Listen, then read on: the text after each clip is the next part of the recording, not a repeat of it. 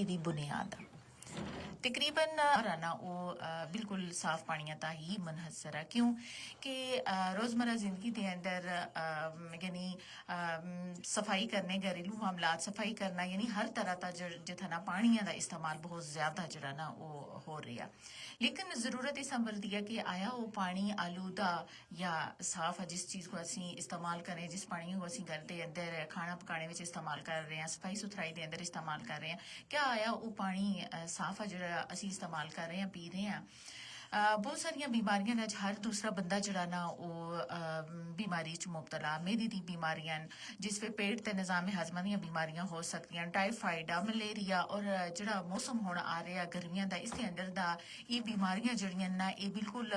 यानी बड़े इंतजार में बैठी दियां होनियां और असा को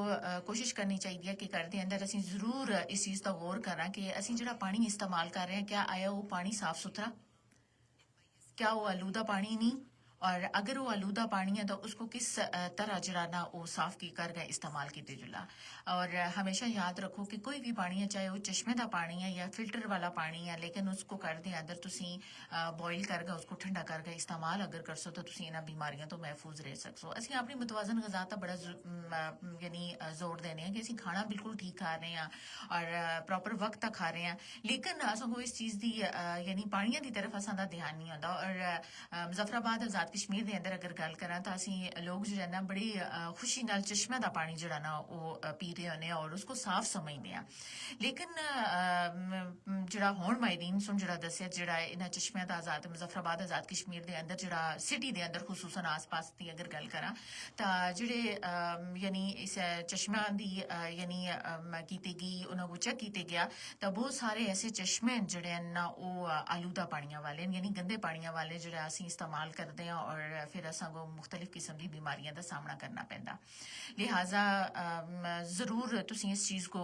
देखो कि मुजफ्फराबाद आजाद कश्मीर के अंदर सिटी एरिया के अंदर किस हद तक यानी किधर किधर वाले चश्मे जड़े हैं वो साफ हैं बहुत सारे ऐसे चश्मे जड़े हैं मैं हालिया अज हफ्ता पहले तकरीबन सुनो FM 89.4 दी चैनल तो ही पढ़ रही है कि असादे डायरेक्टर साहब सुन ये चीज़ वाजे उस पेज के अंदर लिखी दी असी कि अज जड़ा पानी आ उसका यानी किते गया उसको चेक किते गया और बहुत सारे ऐसे चश्मे जड़े हैं ना वो आलूदा पानियां वाले निकले और बेहतर यह कि तमाम लोगों को इस चीज़ का पता होना चाहिए कि पानी जड़ा ना साफ सुथरा पानी एक सेहतमंद जिंदगी की बुनियाद अगर असा दा पानी खराब आस्ता पानी गंदा तो यकीन करो कि असं मुख्तलिफ किस्म की बीमारियों को दावत दे रहे हैं जिस विच तुसां दे पेट दी बीमारियां तो है ही हैं दस्त उल्टी आ मोशन लेकिन इस दे नाल तुसां दा हाजमा खराब हो सकता तुसां दी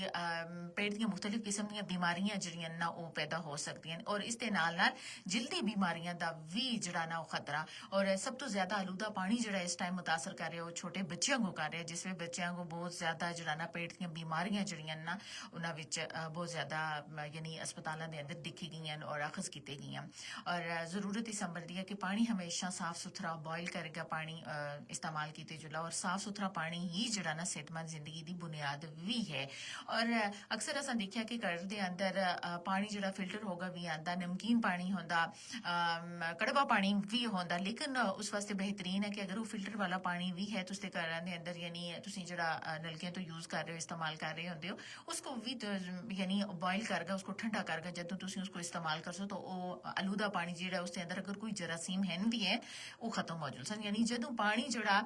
उबल सी 100 फ़ारेनहाइट तक जदों पानी उबलदा उसके अंदर हर जरासीम जड़ा ना तकरीबन जड़ा ना खत्म हो जुलदा फिर वो सेहत वास्ते मुजर नहीं होता बल्कि अच्छा साबित हो रहा होंदा और क्या मुख्तलिफ किस्म दी बीमारियां तो भी बचा रहा होंदा असां दी कोशिश होंदी है कि असीं आस पास